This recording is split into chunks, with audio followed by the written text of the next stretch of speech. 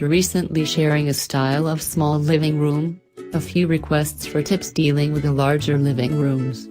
While small living rooms have their own challenges due to their limited space, bigger living areas present their own set of issues. Bigger than average rooms can be wonderful for entertaining, but not as cozy or even functional for day-to-day living. So how can you make the best of a large living room? Even if your room is not huge, it can be difficult to furnish if it is awkwardly shaped or connected to another space in some way, so these tips or inspiration photos might apply to a variety of sizes and shapes of rooms or great rooms.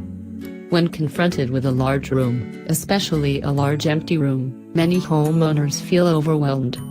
But decorating a large room can be fun since a large room isn't near as limited as a small room is in regards to furnishings and color palettes.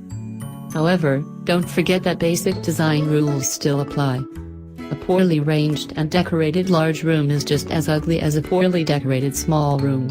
These large room design tips should have you decorating all your big, empty spaces with style.